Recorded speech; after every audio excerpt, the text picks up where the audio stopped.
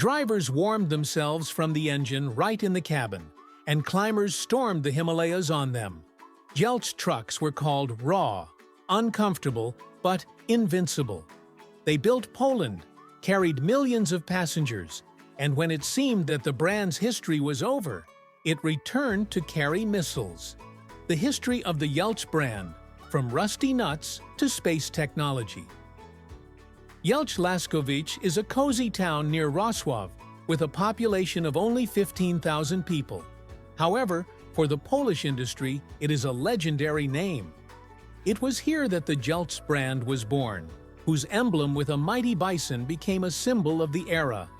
These cars were used to support large-scale construction of social camps, army logistics, and passenger transportation throughout the country. The roots of the plant go back to the dark times of the war. Why did Jelcz become the center of automotive manufacturing? Everything was decided by the geography and military infrastructure of the Third Reich. The plant was built on the basis of the former German factory Bertha Werke, which belonged to the Krupp concern and produced artillery weapons. After 1945, Poland received destroyed but strategically important industrial sites. In 1952, the Polish government made a strong-willed decision to repurpose these facilities for purely peaceful purposes. The country, rising from the ruins, did not need guns. It critically lacked workhorses to restore the economy, transport bricks, coal, and people. The path of Jelcz began not with the assembly line, but with repair shops. At first, the plant was engaged only in the restoration of captured equipment and the creation of specialized bodies. In 1954, the first own passenger transport appeared, the Jelcz 080 bus, which was aptly nicknamed Stanka by the people. It was the simplest possible wooden metal body mounted on the chassis of the Star 20 truck. There was no question of comfort. The stiff suspension made passengers feel every bump, and the interior was cramped. However, the Stanka fulfilled its mission. It became the first mass transport that delivered workers to factories in conditions of a complete transport vacuum. A real breakthrough and pride of engineers was the Zubr A80 truck, designed for 7.5 to 8 tons of cargo. It was an ambitious attempt to create a powerful national car, but the path to success was thorny. The first versions turned out to be too raw. The own S56 engine often overheated and did not produce the declared power, and the rear axles literally cracked under the weight of the full body. The plant did not give up. The era of engineering rescue began. The trucks began to be installed with durable Hungarian Raba bridges. New diesel units with direct fuel injection were developed.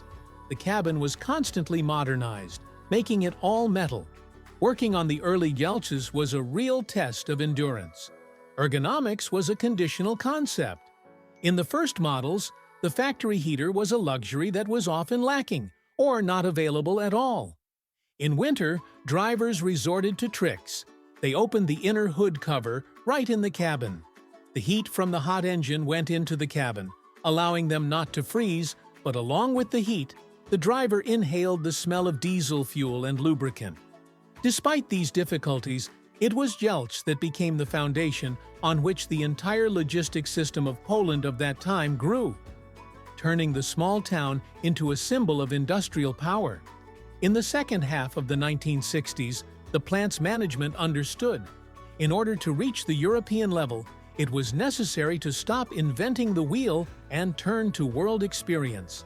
In 1968, an event occurred that changed the course of the history of the Polish automotive industry. Jelcz opened the door to Western technologies, which was an unprecedented step for a socialist country. The result of this cooperation was the Jelcz 315, a truck that is still remembered with nostalgia. It was no longer the raw and capricious Zubr. It was a world-class machine thanks to an international cocktail of components. Under the hood, a powerful diesel engine, manufactured under license from the British company Leyland, roared. It was reliable, economical, and had a huge resource. The braking system from the American giant Westinghouse was responsible for stopping the multi-ton machine. The power steering was supplied by Spanish partners, Zonrad Fabric, which made driving the truck as easy as a car. The reliability of the 300 series was so high that these machines were chosen for the most extreme tests. 11 times Polish mountaineering expeditions went to Nepal on Jelcz trucks. The machines covered thousands of kilometers of deserts and incredible Himalayan serpentines, where rarefied air and critical temperature drops killed the equipment of other brands. Jelcz stood firm, earning a reputation as invincible.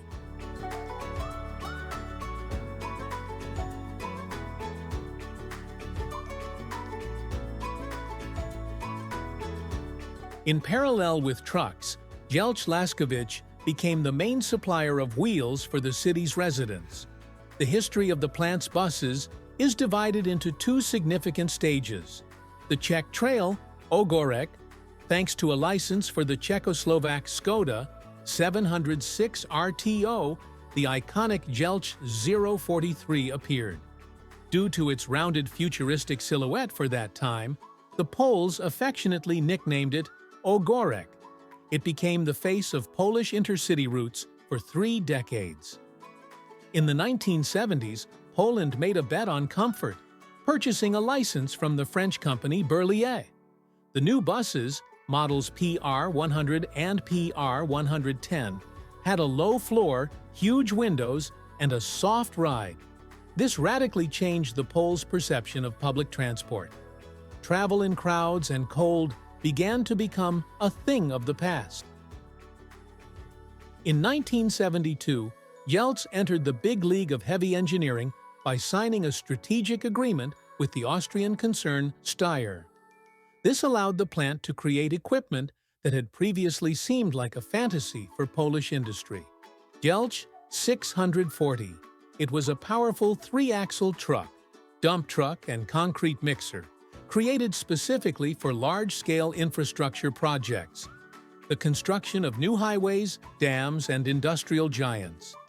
The pinnacle of cooperation was a specialized tractor for road trains with an incredible weight of up to 100 tons. It was a real king of the roads, the heaviest and most powerful tractor ever designed in Poland. It could transport huge indivisible loads on its own, from power plant turbines to heavy military equipment. The 80s were a time of severe trials for the plant. The deep political and economic crisis in Poland hit Jelcz the hardest. Funding for government orders dried up, and the strategic partnership with the Austrian Steyr was broken. The plant desperately tried to stay afloat, resorting to bold and sometimes strange engineering experiments. One of these was the project of a truck with a bus-type cabin. Thanks to the huge internal space, the driver could freely stand in the cabin to his full height. It was a prototype of a house on wheels for truckers, but due to lack of funds, these ideas never became widespread. After the fall of the Iron Curtain in 1991, Jelcz found itself in the harsh conditions of capitalism. The plant tried to modernize its line, attracting world giants. Mercedes-Benz and Iveco engines were installed. The design was updated and ergonomics were improved. However, open borders flooded the market with used equipment from Western Europe and new models from global brands. It was increasingly difficult for a local Polish plant to compete with the billion-dollar budgets of Scania or Volvo. The beginning of the 21st century was the most dramatic moment in the brand's history. Many believed that Jelcz would repeat the fate of many socialist enterprises and simply disappear. 2004, the last civilian truck rolled off the assembly line. 2007 to 2008. Bus production finally stopped. This was the end of the era of public transport under the Zubr brand. The plant seemed like an abandoned ghost of the past, but it was at this moment that a fateful turn took place. The Jelcz brand did not disappear. It changed its profession. The company focused on what it did best, creating super strong chassis for extreme conditions. Today, Jelcz is part of a Polish defense holding and is experiencing a real renaissance. Instead of peaceful buses, today the Jelcz-Laskowice workshops assemble modern military vehicles, universal platforms, all-wheel drive chassis, 4x4, 6x6, 8x8, which are famous for their incredible cross-country ability and endurance. Missile system carriers. It is at the Jelcz base that the legendary American HIMARS and South Korean Chunmoo systems are installed. The plant manufactures armored trucks for transporting ammunition, fuel tankers, and mobile command posts. The history of Jelcz is an example of how a small town managed to preserve the industrial heart of an entire country. From wooden cabins where drivers warmed themselves by the engine to ultra-modern missile platforms with satellite communication, Jelcz remains the bison on which Poland's security rests.